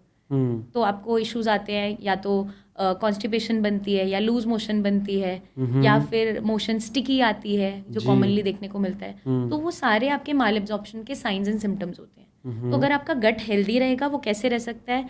हाई फाइबर डाइट लेने से, और हाइड्रेशन अच्छा रखने से, और होम कुक्ड फूड लेने से। बाहर का आप अवॉइड करो, कभी once in a while emergency में खाना पड़ रहा है, या आप कभी बाहर जा रहे हो, that is okay, but regularly habit में उसे लेकर, ठीक है। तो अगर आप ये फॉलो करते हो तो डेफिनेटली आपकी जो स्पर्म हेल्थ है वो अच्छी रहेगी, क्योंकि आप हेल्दी रहोगे। एक बंदा एक्सरसाइज भी कर रहा है, अच्छी डाइट भी ले रहा है, सब कुछ कर रहा है, इसके बाद भी क्या स्पर्म को बेहतर करने को लेकर उसके साथ कुछ प्रॉब्लम्स हो सकती है? क्योंकि जिस तरह का लाइफस्टाइल आजकल चल रहा है, स्ट्रेस है, और अगर हो सकता है तो उससे बचने के लिए क्या कोई ऑलरेडी कोई मार्केट में ऐसे मेडिकल ट्रीटमेंट या मेडिसिन हैं जो कि लेना चाहिए? देखो, कुछ लोग जिम भी जाते हैं, एक्सरसाइज भी करते हैं, खाना भी अच्छा हेल्दी खा रहे हैं, फिर भी फर्टिलिटी इश्यूज आ रहे हैं। ऐसा नहीं है कि नहीं आते हैं, बिल्कुल आते हैं। तो जैसे हमने बोला था, स्ट्रेस एक बड़ा पैरामीटर है, वो हर चीज़ को वहाँ पे नलिफाई कर देता है। आपकी जितनी भी अच्छी हैबिट्स थी वो सब उसको उसने गायब हो काट गई। दिया अगर स्ट्रेस वहाँ पर ठीक आ है। गया। तो सबसे पहले उसको सॉल्व करना ज़रूरी है। ठीक है। एडिक्शंस हो सकती हैं, उसको अवॉइड करना ज़रूरी है, जी। क्योंकि उसके रहते हुए कई सारे इश्यूज आ जाते हैं। इवन आफ्टर हेल्दी ईटिंग, आप बहुत अच्छी डाइट फॉलो कर रहे हो तो भी न्यूट्रिएंट्स की कमी कई बार बॉडी में हो रही होती है। जैसे मैंने आपको बताया कि लिवर अच्छे से काम नहीं कर रहा, माल एब्जॉर्प्शन में जा रहा है, जी। तो न्यूट्रिएंट्स एब्जॉर्ब ही नहीं हो पा रहे, तो डाइट में से वो चीज़ पूरी नहीं हो पा रही होती है। अगर ऐसा कुछ बन रहा है, ये कंडीशन बन रही है, तो गट हेल्थ पे काम करना ज़रूरी हो जाता है। ठीक है। हम गट हेल्थ पे भी वर्क करते हैं। सीड फिट में हमने बहुत से सप्लीमेंट्स भी लेकर आए हैं जी। इसी चीज़ को रहते हुए, समझते हुए, क्योंकि हम पेशेंट से जब डील कर रहे होते हैं, बात कर रहे होते हैं, तो उनकी प्रॉब्लम्स के ही सॉल्यूशंस हम ढूंढ रहे होते हैं। जी। तो उसके रहते ही हमने सीड फिट को इनोवेट किया और लेकर आए, जी। क्योंकि हमें बहुत सी ऐसी कॉम्प्लिकेशन, परेशानियां देखने सुनने को मिली कि पेशेंट बहुत अच्छे से डाइट फॉलो कर रहा है, न्यूट्रिशन की कमी फिर भी बन रही है। तो अगर ऐसा हो रहा है तो सप्लीमेंटेशन वहाँ पे मदद करती है। ठीक तो है। आयुर्वेदिक हर्ब्स का अच्छा रोल होता है। कोएंजाइम Q10 है जो हमारे सप्लीमेंट्स के अंदर है, जी। जिंक है, आपके माइक्रो न्यूट्रिएंट्स है, मल्टी मिनरल्स हैं, आपका हर्ब्स हैं जैसे पुत्र जीवक है जो फर्टिलिटी को भी बूस्ट करता है, आपकी जो एग हेल्थ है या आपकी स्पर्म हेल्थ है, दोनों को अच्छा रखता है। जी। ऐसा नहीं है कि सिर्फ मेल पार्टनर्स में, It is in female both. Male दोनों में ही होता है, बट हम स्पेशली अभी मेल की बात कर रहे हैं। जी। तो उनमें उनकी जो स्पर्मेटोजेनेसिस है, जो साइकिल है स्पर्म के बनने की, जी। उसको अच्छा रखता है, हेल्दी रखता है स्पर्म को, उसकी मोटिलिटी पे वर्क करता है। तो वो डेफिनेटली आपको सपोर्ट करता है अगर आपकी हेल्दी ईटिंग के बावजूद भी न्यूट्रिशनल डेफिशिएंसीज बन रही है। अगर कोई कपल जो है फैमिली प्लान कर रहा है, उसके कितने दिनों पहले आपका मेडिकल जो ट्रीटमेंट है अगर वो लेना शुरू करे तो पॉसिबिलिटी बहुत ज़्यादा बढ़ जाती है कि वो जल्दी कंसीव कर सकते हैं। बिल्कुल ऐसा रहता है, क्योंकि अगर हम आइडियली भी नॉर्मली बात करते हैं, फीमेल्स को हम फोलिक एसिड लेने के लिए बोलते हैं जी। कि अगर आप अपनी प्रेगनेंसी प्लान कर रहे हो तो आइडियली 3 मंथ्स पहले लेना उसको स्टार्ट करें। शुरू कर दें। तो 3 to 6 मंथ्स प्रायर आप कोई भी सप्लीमेंटेशन है उसको लेना स्टार्ट कर सकते हो। फोलिक एसिड हो गया, या आप हमारे ही सप्लीमेंट्स की अगर हम बात कर रहे हैं, जी। सीड फिट की हम बात कर रहे हैं, तो आपको एटलीस्ट 3 to 6 मंथ्स प्रायर वो स्टार्ट कर देना है, क्योंकि बॉडी के अंदर जो आपका रिजुविनेशन है उसको भरपूर रखने के लिए, आपकी हेल्थ को अच्छा रखने के लिए, आपका एग रिजर्व को मेंटेन करने के लिए, कोई भी हार्मोनल इम्बैलेंस अगर बनना है उसको सॉल्व करने के लिए, या मेल्स में अगर स्पर्म रिलेटेड इश्यूज हैं उसको सॉल्व करने के लिए, वो टाइम फ्रेम अगर हमें मिल जाता है तो आपकी जो कंसेप्शन के चांसेस हैं नेचुरली वो बढ़ते चले जाते हैं। मतलब पॉसिबिलिटी और ज़्यादा बढ़ जाती है और इजीली आप अपनी इस जर्नी को एम्ब्रेस कर सकते हो और कंफर्टेबली जो आपका जर्नी है ये निकल जाता है। तो आप ओपीडी में जनरली इस तरह से कपल को साथ में बुलाकर भी कंसल्ट करते हैं, बातचीत करते हैं? बिल्कुल, क्योंकि जैसे मैंने आपको अभी बोला कि सिर्फ एक फीमेल को ट्रीट करना प्रॉब्लम को सॉल्व नहीं करता। अगर इश्यूज फीमेल में भी है तो भी मैं प्रेफर ये करती हूँ कि मेल और फीमेल पार्टनर दोनों साथ में आए, क्योंकि उन्हें मिलकर इस जर्नी के लिए रेडी होना है। तो आजकल जैसे हम सुनते हैं ना कि आई एम प्रेग्नेंट, नहीं वी आर प्रेग्नेंट, तो वो सही में लागू होता है। क्योंकि आपको एक अगर अपने पेरेंटहुड की जर्नी को एम्ब्रेस करना है, उसको अच्छे से आगे स्मूथली रन करना है, तो दोनों का इक्वल रोल होना इम्पॉर्टेंट है। तो कपल कंसल्टेशन से मुझे बेनिफिट क्या मिलता है कि दोनों की ही डाइट में मैं चेंजेस करवाती हूँ। अच्छा। उनको हम फ्री डाइट प्लान्स भी देते हैं कुछ कंडीशंस में, जहाँ पे अगर ट्रीटमेंट एक पार्टनर का चल रहा है तो दूसरे को भी हम कंसिडर करते हैं, इसलिए क्योंकि दोनों का हेल्दी रहना इम्पॉर्टेंट है। और अगर एग हेल्थ अच्छी होगी, स्पर्म हेल्थ अच्छी होगी, उतने ही चांसेस हैं आपका आगे कंसेप्शन अच्छे से होने का, नेचुरली होने का। तो हम इसलिए दोनों को साथ में बुलाकर काउंसिल भी करते हैं, उनके इश्यूज भी सॉल्व करते हैं। बहुत सारे इश्यूज होते हैं वो जिसके बारे में डिस्कस करते हैं, और उसको काफ़ी ज़्यादा कॉन्फिडेंशियल भी रखा जाता है कि क्योंकि इस बारे में लोग खुलकर बात नहीं करना चाह रहे होते हैं जी। तो वो बहुत इंपॉर्टेंट हो जाता है। तो उनकी काउंसलिंग बहुत अच्छा रोल प्ले कर जाती है। जहाँ पे सब कुछ हेल्दी होता है वहाँ काउंसलिंग करने से ही और अपना सपोर्ट लगाने से, मेडिसिन का, हर्ब्स का और सप्लीमेंट्स का, आप देखते हो कि रिजल्ट्स बहुत जल्दी देखने को मिल जाते हैं। एंड आई एम श्योर जैसे कि एक लेडी जब प्रेग्नेंट होती है तो उसके लिए तो बहुत सारी चीज़ें आपने क्या खाना है क्या नहीं खाना है सब कुछ बता दी, लेकिन आप मील को जब बताते हो ना तो मुझे लगता है फिर वो जब बच्चा हो जाता है उसके बाद उसके साथ जो खेलने के लिए एनर्जी लगती है वो भी तो कहीं ना कहीं मिलती होगी ना वहाँ उससे। क्योंकि कई बार मुझे अच्छे से याद है कि जब मैं पिता बना था तो मुझे मेरे बॉस ने कहा था कि अब तुम्हें और एनर्जी की ज़रूरत है कि तुमको बच्ची को अपने घुमाना है, खिलाना है, तो दैट ऑल्सो रिक्वायर्स एनर्जी। तो आई एम श्योर जिस तरह से आप एक काउंसिल करते हैं, कहीं ना कहीं दोनों के लिए बहुत दोनों के लिए इम्पोर्टेंट इम्पोर्टेंट है, क्योंकि मदर को ब्रेस्ट फीड करना है, हाँ बच्चे को संभालना है, जी। लेकिन रात में अगर वो उठ रहा है, सो के उठ रहा है, तो हाँ, पेरेंट का, फादर का रोल भी है। yes. तो दोनों का हेल्दी रहना इंपॉर्टेंट है, क्योंकि अगर न्यूट्रिशन की कमी खुद की बॉडी में होगी, आपस में आप लड़ाई करोगे, चिड़चिड़े हो जाओगे, इरिटेबल हो जाओगे, और उस फेज को एंजॉय नहीं कर पाओगे जिसके लिए आप इतनी मेहनत कर रहे हो। एक दूसरे पे थोपोगे नहीं कि बस अब मैं उठ गई तुम पकड़ो। हाँ, क्योंकि आप उसी के लिए इतना भागे हो, उसी के लिए आप वेट कर रहे हो चीज़ों के लिए, बट जब वो फेज आता है तो उस फेज के लिए हम रेडी नहीं होते, क्योंकि हम ड्रेन हो चुके होते जी। इसलिए दोनों का हेल्दी रहना इम्पोर्टेंट है और एनर्जेटिक रहना इम्पोर्टेंट है, इसलिए डाइट का हेल्दी रखना ज़रूरी होता है, इसलिए हम दोनों को साथ में काउंसिल करते हैं। थोड़ा सर्कल को वापस घुमाता हूँ, उन सिम्टम्स या सिग्नल्स पर आते हैं जिसके थ्रू हम समझ सकते हैं कि ये कुछ अर्ली साइंस हैं, जिसको समझ सकते हैं कि ये शायद इशारा कर रहे हैं कि फर्टिलिटी इश्यूज़ हैं, तो कपल को दोनों को तुरंत आपके पास आना चाहिए। जैसा मैंने आपको बताया कि 1 ईयर उन्होंने अगर ट्राई कर लिया, फिर कंसेप्शन नहीं हो पा रहा, तो वो सबसे पहला साइन तो वही है। साइन, बट वो पेशेंट को या कपल को पता चलता है 1 साल वेस्ट करने के बाद या ट्राई करने के बाद। ठीक है। बट यहीं अगर आपको लगता है कि इनिशियली 2-3 मंथ्स में कंसेप्शन नहीं हो रहा, या आपको लग रहा है कोई बॉडी में कमी हमें लग रही है, इश्यूज बन रहे हैं, फटीग महसूस हो रहा है, या मूड स्विंग्स है, इरिटेबल हो रहे हैं, या कुछ भी आपको लगता है कि थकावट ज़्यादा बन रही है शरीर के अंदर, तो हम वो 1 साल के दौरान ही उस चीज़ों को कर सकते हैं। ऐसा नहीं है कि हमें 1 साल वेट करने के बाद ही टेस्ट करवाने हैं। अर्ली डायग्नोसिस हमेशा हेल्पफुल होता है आगे की चीज़ों को प्रिवेंट करने में और सॉल्व करने में। तो आप शुरुआत में ही अपने टेस्ट करवा सकते हैं।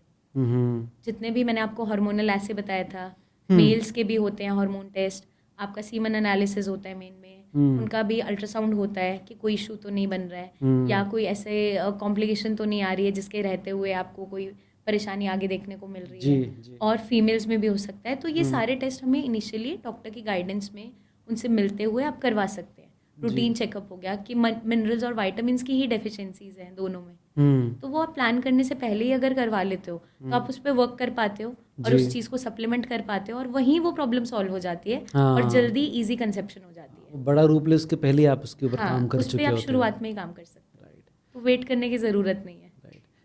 अगर किसी कपल का आपने देखा मिसकैरेज हुआ है, उसके बाद वो वापस अगर प्लान करना चाहते हैं तो डॉक्टर से मिले बिना सीधे प्लान करें, या they should visit doctor first? उन्हें डॉक्टर से मिलना ज़रूरी हो जाता है, क्योंकि मिसकैरेज होने के पीछे क्या कारण रहा है वो रूल आउट करना बहुत ज़रूरी है। ठीक है। कई बार कुछ ना कुछ ऐसा जेनेटिक डिफेक्ट रहा होता है जिसके कारण से मिसकैरेज हुआ होता है, या फीमेल बॉडी में कुछ ऐसी कमी रही होती है जिसके कारण से मिसकैरेज हो जाता है जी। तो कुछ भी रिस्पॉन्सिबल हो सकता है। कोई इन्फेक्शन होता है जिसके कारण से हो जाता है, तो वो रूल आउट करना ज़रूरी है कि किस रीज़न से हुआ। कई बार वो रीज़न रूल आउट भी नहीं हो पा रहा होता है जी कि एग्जैक्टली क्या हुआ था, बट स्टिल अगर हम दोबारा प्लान कर रहे हैं तो डॉक्टर से मिलते हुए, जो आपकी बॉडी में कुछ कमी हो रही है टेस्ट करवाते हुए, गाइडेंस लेते हुए, उनसे पूछते हुए कि आपकी बॉडी रेडी है अब या नहीं है, तभी आपको दोबारा प्लान करना चाहिए। जल्दबाजी नहीं करनी जी, क्योंकि कई बार हम चीज़ों को इग्नोर कर जाते हैं, दोबारा हम जल्दी से ट्राई करते हैं कि अब कंसीव हो जाए, कंसेप्शन हो जाता है, लेकिन फिर मिसकैरेज हो जाता है क्योंकि फीमेल बॉडी को रिकवर करने का टाइम नहीं मिला। राइट। तो वो थोड़ा सा आपको मेक श्योर करना है कि आप डॉक्टर की गाइडेंस कंसल्टेशन ज़रूर लें। मेरे पास कुछ क्वेश्चंस हैं, आप बताइए मिथ हैं या फैक्ट हैं। सबसे पहले, प्लास्टिक की बोतल या बंद डिब्बे में अगर कोई चीज़ आप खाते हैं तो ये फर्टिलिटी इशू क्रिएट करता है? नहीं, डायरेक्टली नहीं, क्योंकि ओवरऑल हेल्थ पे ये इम्पैक्ट दे सकता है, बट अगर हम बोलें कि सिर्फ इसी से फर्टिलिटी इश्यूज होते हैं तो ऐसा नहीं है। तो पैक्ड फूड हमें डेफिनेटली वैसे भी अपनी हेल्थ को अच्छा रखने के लिए अवॉइड ही करना चाहिए, बट ऐसा कोई डायरेक्टली लेना देना नहीं है। ठीक है। कम बॉडी फैट से कंसीव करना आसान होता है? नॉट नेसेसरली, क्योंकि बहुत सी फीमेल्स जो ओवरवेट भी होती हैं या पीसीओडी से सफ़र कर रही होती हैं वो भी कंसीव कर पाती हैं। तो ऐसा नहीं है कि सिर्फ बॉडी फैट पे ही डिपेंडेंट है। आपकी अपीयरेंस मैटर नहीं करती, आपकी फिटनेस मैटर करती है, internally as well as physically. तो फिजिकल अपीयरेंस में ज़रूरी ये नहीं है कि आप लीन ही हो, बट ओवरऑल आप फिट हों और इंटरनली हेल्दी हों, that is much more important. तो वो इम्पोर्टेंट है। मोबाइल या लैपटॉप लैब पर रखकर आप काम करते फर्टिलिटी इश्यूज पॉसिबिलिटी है कि बढ़ सकते हैं? देखो डायरेक्टली तो नहीं होता, बट अगर हम लंबे समय तक उस चीज़ को कर रहे हैं, उसी एक्टिविटी को फॉलो कर रहे हैं, तो टेस्टिकुलर इश्यूज कई बार मेल्स में देखने को मिल जाते हैं। तो आप कोशिश करो कि आपको लैब पे ऐसे रख के काम ना करना पड़े, क्योंकि पॉस्चरल डिफेक्ट्स भी बनते हैं। तो आप एक छोटा सा टेबल सामने रख सकते हो, उस पर आप एक प्रॉपर पॉस्चर मेंटेन करते हुए काम कर सकते हैं, ताकि आपकी स्पाइन इश्यूज भी ना बने। तो जी। वो चीज़ का आप ध्यान रख सकते हैं। ओके, मिशनरी पोजीशन कंसीव करने में सबसे ज़्यादा हेल्पफुल होती है? ऐसा माना जाता है, ऐसा कुछ आर्टिकल्स में भी दिया जाता है, लेकिन जी। कोई भी पोजीशन जिसमें आप कंफर्टेबल हो हम्म। और इजीली पेनिट्रेशन हो पा रही है, आपकी जी। स्पर्म की एग के साथ फ्यूजन हो पा रही है, वो ही पोजीशन सबसे बेस्ट मानी जाती है फॉर कंसेप्शन, ताकि आपकी नेचुरली कंसेप्शन हो सके। जी, आखिर में एक सवाल, क्योंकि योग हमारे हिंदुस्तान का है, मेडिटेशन हमारे हिंदुस्तान का है, ये किस तरह से हेल्प करता है हेल्दी माइंड हेल्दी बॉडी तैयार करने में, पर कंसीव करने को लेकर या फर्टिलिटी इश्यूज को अवॉइड करने को लेकर? बिल्कुल, जैसे हम ओवरऑल हमने पॉडकास्ट में यही बात की है कि फर्टिलिटी एक पार्ट है आपकी पूरी लाइफ की जर्नी का, जी। लेकिन अकेले वही नहीं है। हाँ। आपकी अगर फिटनेस अच्छी है, ओवरऑल हेल्थ अच्छी है, तो आपको कोई भी बीमारी छूकर निकल जाती है या वहाँ तक पहुँचती ही पहुँचते ही नहीं नहीं, है। राइट। तो फर्टिलिटी भी हमारा जो एक फेज़ है, वो इम्पॉर्टेंट इसलिए है कि उस दौरान अगर आपकी बॉडी हेल्दी है तो आप नेचुरली इजीली कंसीव कर पा कर रहे होते सकते हैं। हैं। तो योगा का काफ़ी अच्छा रोल है आपकी मेंटल हेल्थ, फिजिकल हेल्थ को अच्छा रखने में। ठीक है। इसलिए हम दोबारा वहीं पे वापस आ रहे हैं, उसको फॉलो कर रहे हैं। जी। और काफ़ी लोग इस चीज़ को रेगुलर बेसिस पे भी फॉलो करते हैं। बहुत से सेलिब्रिटीज़ में भी आपने देखा होगा कि योगा की हेल्प से ही उन्होंने अपनी फिटनेस को मेंटेन किया है। जैसे शिल्पा शेट्टी एक बहुत बड़ा एग्जाम्पल है। जी। और आपने देखा होगा करीना कपूर भी इवन आफ्टर डिलीवरी, जो सेकेंड डिलीवरी भी थी, उन्होंने योगासन और सब कुछ स्टार्ट कर दिया था। जी। जी। और मैंने उनके इंटरव्यू में एक चीज़ ये भी देखी थी, तो उन्होंने कहा था कि जब सेकंड बेबी मेरा हुआ है तो मुझे बहुत टफ हो गया था वेट लूज करना, उतना स्टैमिना नहीं था। जी। तो योगा ने मेरी मदद की है उसको दोबारा से वापस लाने में। जी। तो इसलिए योगा, क्योंकि आपकी ओवरऑल स्पाइन के कर्वेचर को भी अच्छा रखती है, आपका स्टैमिना अच्छा रहता है, आपकी जो कंसिस्टेंसी है वो बनी रहती है। और कुछ प्राणायाम ऐसे होते हैं जो ब्रीदिंग एक्सरसाइजेज है, जी। जो आपकी ओवरऑल रिदम को मेंटेन करके रखते हैं। तो फोकस भी बनता है, जी। मेंटल हेल्थ भी अच्छी रहती है और स्ट्रेस फ्री आप रहते हैं। जी। तो वो बहुत इंपॉर्टेंट है। दोबारा उस पर वापस अगर इंडिया आया है तो कुछ ना कुछ अच्छे के लिए आया है, क्योंकि वो शुरुआत से ही हमारी मदद करता था और हमें हमारी फिटनेस को मेंटेन करने में हेल्पफुल रहता है। तो डेफिनेटली वो हमें ऐड ऑन करना चाहिए अपनी डेली रूटीन में। Right, thank you very much ma'am यहाँ पर आकर इतनी सारी काम की बात बताने के लिए। और आपने एक चीज़ कही बहुत इंपॉर्टेंट है कि फर्टिलिटी या कंसीव करना ये आपकी लाइफ की साइकिल का एक पार्ट है, लेकिन अगर आप हेल्दी रहते तो सारी चीज़ें इजीली हो सकती हैं। आपके हर एक बॉडी का फंक्शन Yes. अच्छा चलेगा तो फर्टिलिटी इश्यूज वैसे ही नहीं आएंगे। नहीं आएंगे। Right, thank you very much show पर आने के लिए, इतनी सारी काम की बातें शेयर करने के लिए बहुत धन्यवाद।